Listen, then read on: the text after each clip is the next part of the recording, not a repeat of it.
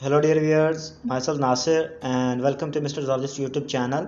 Today we are going to discuss about tundra ecosystem कि इसके अंदर कौन से कैरेक्टरिस्टिक्स होते हैं, किस तरह के बायोलॉजिकल लाइफ्स होती हैं, उसके साथ साथ सॉइल कंडीशन कैसी होती है, climate condition, precipitation and human influences के इंसानों के जानवरों के क्या असरात होते हैं इन इकोसिस्टम्स के ऊपर। तो जो टुंड्रा है हमारे पास ये कोल्डेस्ट है तमाम बायोम्स के अंदर, जितनी भी लाइफ वाले एरियाज़ हैं उनमें सबसे ज़्यादा जो कोल्ड रीजन है दैट इज़ टुंड्रा। टुंड्रा जो है ये टंटेरिया से निकलता है जिसके मायने है ट्रीलेस प्लेन कि इनके अंदर ट्री जो है बहुत कम होते हैं क्योंकि यहाँ पे ज़्यादा जो है बर्फ़बारी होती है। It is noted for its frost moulded landscapes, extremely low temperatures के इंतहाई सर्द मौसम होता है और इंतहाई लो टेम्परेचर होता है। लिटिल प्रेसिपिटेशन, बारिशें बहुत कम होती हैं। Poor nutrients due to unavailability of the soil और फर्टिलिटी, तो यहाँ पे जो है न्यूट्रिएंट्स भी कम होते हैं और शॉर्ट ग्रोइंग सीजन होते हैं। अगर कोई प्लांट ग्रो भी करेगा तो शॉर्ट ड्यूरेशन के लिए ग्रो करेगा। डेड ऑर्गेनिक मटेरियल जो है फंक्शन करता है एज अ न्यूट्रिएंट पूल। क्यों?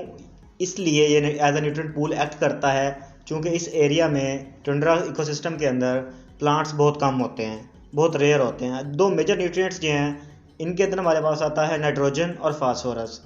नाइट्रोजन जो है ये तो बायोलॉजिकल फिक्सेशन की मदद से बनता है। अब ये नाइट्रोजन डायरेक्टली यूज़ नहीं कर पाते प्लांट्स, तो वो क्या करते हैं with the help of bacterium rhizobium nitrification करते हैं नाइट्रोजन की। उसके बाद फास्फोरस बनाया जाता है by the precipitation process. Characteristics की बात की जाए, खसूसियात की बात की जाए तो एक्सट्रीमली कोल्ड क्लाइमेट, ठंडा इन्वायरमेंट होता है। लो बायोटिक डाइवर्सिटी होती है, जानदार भी बहुत कम पाए जाते हैं क्योंकि टेम्परेचर फ्रीजिंग में रहता है पूरा साल। तो ज़्यादा जो कोल्ड टेम्परेचर है उसके अंदर भी बॉडी जो है बार बार अडाप्ट नहीं कर पाती, लो टेम्परेचर को टॉलरेट नहीं कर पाती। इस वजह से जो डाइवर्सिटी है जानदारों की वो बहुत कम होती है। सिंपल वेजिटेशन होती है, छोटी छोटी ग्रासेस होती हैं, वो भी सीज़न टू सीज़न ग्रो करने वाली। लिमिटेशन होती है ड्रेनेज की कि कोई खासा निज़ाम नहीं होता जिसके ज़रिए जो है बर्फ़ वगैरह को पिघला कर या वहाँ पर जगह वगैरह बनाई जाए, खेती बाड़ी की जाए। शॉर्ट सीज़न होते हैं ग्रोथ के भी और रिप्रोडक्शन के भी। जब छोटा सा स्पेल आएगा गर्मियों का, सर्दियों में बर्फ़बारी में अगर छोटा सा स्पेल भी आ गया तो उसके अंदर ग्रोथ ज़्यादा होगी और उसी दौरान ही जो है रिप्रोडक्शन हो जाएगी। एनर्जी न्यूट्रिएंट्स जो हैं वो डेड ऑर्गेनिक मटेरियल की फॉर्म में होते हैं। लार्ज पॉपुलेशन जो है वो ऑसिलेशंस करती हैं, मूव करती रहती हैं from one place to another place as the environment changes. Tundra को दो टाइप्स के अंदर डिवाइड किया जाता है। एक है आपके पास आर्कटिक टुंड्रा और दूसरा आपके पास अल्पाइन टुंड्रा। अब ये आर्कटिक टुंड्रा को पहले डिस्कस कर लेते हैं। ये नॉर्दर्न हेमिस्फीयर की तरफ होता है जिसके अंदर हमारे पास नॉर्थ पोल आता है और जो यहाँ से फैलता हुआ जाता है साउथ पोल तक, जिसके अंदर हमारे पास कॉनिफरस फॉरेस्ट्स आते हैं टाइगा इकोसिस्टम के। आर्कटिक को इसके कोल्ड इन्वायरमेंट की वजह से या डेजर्ट लाइक कंडीशंस की वजह से इसको आर्कटिक कहा जाता है। ग्रोइंग सीजन जो है 50 to 60 डेज़ का होता है जब थोड़ा सा स्पेल आता है समर का। अब जो एवरेज विंटर टेम्परेचर है वो होता है that is about -34 degree Celsius या -30 फ़ारेनहाइट। लेकिन जो एवरेज समर टेम्परेचर है that is between 3 to 12 degree Celsius, मतलब 37 से 54 फ़ारेनहाइट तक। इस टेम्परेचर के अंदर जो लाइफ है वो थोड़ी बहुत आ जाती है। यहाँ पे जो रिप्रोडक्शन होना शुरू हो जाती है, प्लांट्स ग्रो करना शुरू कर देते हैं, एनिमल लिव करना शुरू कर देते हैं। रेनफॉल जो है डिफरेंट रीजन्स के अंदर डिफरेंट होगी according to the vapours available at the surface. उसके साथ जो ईयरली प्रेसिपिटेशन है उसके अंदर स्नो जो जब स्नो मेल्ट करेगी, पिघलेगी, तो फिर वहाँ पे वेपर्स बनेंगे तो फिर वो वापस प्रेसिपिटेशन होगी या बारिश होगी, रेनफॉल होगा। 15 to 25 सेंटीमीटर तक होती है, मतलब कि 6 से लेके 10 इंच तक जो है इतनी यहाँ पे बारिश होती है सालाना। अब जो सॉइल है ये आहिस्ता आहिस्ता बनना शुरू होती है क्योंकि ऊपर से बर्फ़ हटेगी, थॉइंग होगी आइस की, तो उसके बाद ही वहाँ पर जो है सॉइल है वो यूजेबल फॉर्म में आएगी। अब जो लेयर है फ्रोज़न आइस की दैट इज़ कॉल्ड परमाफ्रोस्ट, ये एग्जिस्ट करती है और ये ज़्यादातर जो है ग्रेवल और फाइनर मटेरियल से बनी होती है कांस्टेंट शेप की। जब वाटर सैचुरेट हो जाता है इसका अपर सरफेस, तो बोग्स और पॉन्ड्स जो हैं ये बनते हैं कि थोड़ा सा पानी जो है सरफेस थोड़ी सी बर्फ़ पिघली तो वहाँ पे एक हमारे पास पॉन्ड बन गया। इससे क्या होता है मॉइस्चर वगैरह मिलना शुरू हो जाता है, पौधों को नमी मिल जाएगी और यहाँ पे कोई भी डीप रूट सिस्टम नहीं होता वेजिटेशन का आर्कटिक टुंड्रा के अंदर। क्यों? इसलिए डीप रूट सिस्टम इनेबल नहीं होता कि जब नीचे से भी टेम्परेचर कोल्ड में होगा और ऊपर से भी टेम्परेचर कोल्ड में होगा तो प्लांट्स वहाँ पे ग्रो ही नहीं कर पाएंगे। इनका साइटोप्लाज्म जो है वो always filled with the crystals फिल होंगे तो फिर प्लांट्स की डेथ हो जाती है।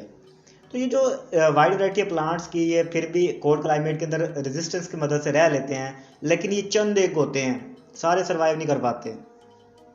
तकरीबन हमारे पास 1700 इकसाम के प्लांट्स हैं जो आर्कटिक सब आर्कटिक के अंदर पाए जाते हैं। इनके तरफ हमारे पास लो श्रब्स आती हैं, सेजेस, रेंडरमॉस, लेवरवर्ट्स और ग्रासेस। तकरीबन 400 वैरायटियाँ हैं फ्लावर्स की जो यहाँ पे पाई जाती हैं।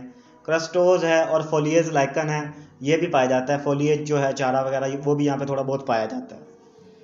ये तमाम प्लांट्स है ये अडाप्टेड होते हैं to sweeping winds and disturbances of the soil, कि जिस तरह इन्वायरमेंट्स का चेंज होता है सडनली, फ्रोजिंग फ्रीज, उसके अलावा समर का, तो ये सारों को बेयर करने की एबिलिटी रखते हैं। प्लांट्स शॉर्ट होते हैं और ग्रुप टुगेदर होते हैं ताकि वो कोल्ड टेम्परेचर के खिलाफ रेजिस्टेंस पैदा करें और कम से कम वो थोड़ी सी अमाउंट में तो ग्रो कर पाएँ। ये फोटोसेंसिस करते हैं at low temperatures and low intensities, क्योंकि फोटोसेंसिस के लिए सबसे पहले कंबल्जन है लाइट की, दूसरी कंबल्जन है क्लोरोफिल की। तो थोड़ी सी लाइट के साथ भी ये फोटोसेंसिस कर लेते हैं। जो ग्रोइंग सीजन होते हैं वो शॉर्ट होते हैं और ज़्यादातर जो प्लांट्स हैं ये रिप्रोड्यूस करते हैं बाय बर्डिंग एंड डिवीजन। बर्डिंग में क्या होता है, एक छोटी सी आउटग्रोथ निकलती है, उस आउटग्रोथ को अगर प्लांट से रिमूव भी कर दिया जाए तो उससे न्यू प्लांट ग्रो कर जाता है। और बाज़ औक़ात ऐसा भी होता है कि एक प्लांट की रूट से उसकी छोटी छोटी ब्रांचेस निकल आती हैं। अब जो फाना है आर्कटिक में वो भी बड़ा डाइवर्स है, जैसे हर्बीवोर्स हैं, मैमल्स हैं, लैमिंग्स हैं, वॉल्स हैं, कैरिबो आर्कटिक हेड्स हैं और स्किरल्स हैं। कार्निवोर मैमल्स में Arctic fox, wolves and polar bears. Migratory birds जो एक जगह से दूसरी जगह मूव करते रहते हैं, जो यहाँ पे आते हैं और यहाँ से जाते हैं, उनमें रावंस, स्नो बंटिंग्स, फाल्कन्स, लून्स, रावंस, सैंडिपर्ड्स, टर्न्स, स्नोबर्ड्स और भी बहुत सारी जो स्पीशीज हैं गुल्स की वो होती हैं जो कि सीगल्स होते हैं। उसके बाद इंसेक्ट्स के अंदर हमारे पास मॉस्किटोज हैं, फ्लाइज हैं, मोथ्स हैं, grasshoppers, black flies and arctic bumblebees. Fishes के अंदर हमारे पास कॉड फिश है, फ्लैट फिश है, सालमन वेल है और ट्राउट है। अच्छा, अब हमारे पास एनिमल्स जो है ये भी अडाप्टेड होते हैं लॉन्ग और कोल्ड विंटर्स के हिसाब से, क्योंकि ज़्यादा ड्यूरेशन जो है वो यहाँ पे सर्दियों का रहता है और उसके हिसाब से ही अपने जो यंग वंस हैं उनको समर के अंदर ही ब्रूड करा लेते हैं, उनकी परवरिश, उनके लिए रिप्रोडक्शन का प्रोसेस। ऐसे मैमल्स और बर्ड्स जो हैं इनके अंदर एडिशनल इंसुलेशन होती है जिस फैट की। अब जितनी ज़्यादा फैट होगी उतनी ही कम उसकी बॉडी के दरमियान में और इन्वायरमेंट के दरमियान में हीट एक्सचेंज होगा। बहुत सारे एनिमल्स जो हैं वो सर्दियों में क्या होता है हाइबरनेट हो जाते हैं और ज़्यादातर वो जो फूड है वो भी स्टोर कर लेते हैं। एक और अल्टरनेटिव जो है वो ये है कि ये जो एनिमल्स हैं ये विंटर के अंदर किसी दूसरे एरिया में ट्रैवल कर जाते हैं, माइग्रेशन कर जाते हैं। रेप्टाइल्स, एम्फीबियंस जो हैं ये चंद एक होते हैं, ये बिल्कुल ही एब्सेंट होते हैं कोल्ड टेम्परेचर्स के अंदर। जब समर आएगा तो इसके अंदर मूव कर जाते हैं, क्योंकि यहाँ पे कॉन्स्टेंटली इमिग्रेशन और एमिग्रेशन, जानदार और पौधे आ भी रहे हैं जा भी रहे हैं, ठीक है, इनसाइड और आउटसाइड दोनों लोकोमोशन हो रही हैं। तो पॉपुलेशन जो है ये कॉन्टिन्यूसली ऑसिलेट्स करती है, चेंज होती है, वेरी होती है। उसके बाद हमारे पास दूसरी type alpine tundra. Alpine tundra जो है ये माउंटेन्स के ऊपर पाया जाता है at high altitude where trees can not grow, कि इतनी ऊंचाई के ऊपर उन प्लांट्स को सारी इन्वायरमेंट सूटेबल नहीं मिलती कि वो ग्रो करें। ग्रोइंग सीजन जो तकरीबन 180 दिनों का होता है इसके अंदर, अल्पाइन के अंदर, मतलब आर्कटिक से थोड़ा ज़्यादा ड्यूरेशन होता है। नाइट टाइम जो टेम्परेचर है वो usually below the freezing point, मतलब 0 डिग्री सेल्सियस से भी बिलो होता है। आर्कटिक टुंड्रा के अंदर जो सॉइल है वो वेल ड्रेन्ड होती है, मतलब वहाँ से इजीली फ्लो कर जाता है मटेरियल ऊपर से नीचे, स्लोप होती हैं चूँकि माउंटेन्स के ऊपर स्लोपी ये माउंटेन होता है जिसके ऊपर कर्व्स होती हैं, तो इजीली वहाँ से फ्लो हो जाता है मटेरियल का। प्लांट्स बिल्कुल आर्कटिक के जैसे ही होते हैं, जैसे कटाजो ग्रासेस हैं, डवार्फ ट्रीज हैं, स्मॉल लीव्ड श्रब्स हैं और हीथ्स हैं। एनिमल्स इनकी बात की जाए, मैमल्स में पिकास है, मार्मोट्स है, माउंटेन गोट्स हैं, शीप है और एल्क है। बर्ड्स में ग्राउज लाइक बर्ड्स, इंसेक्ट्स में springtails, beetles, grasshoppers और बटरफ्लाइज आई जाती हैं।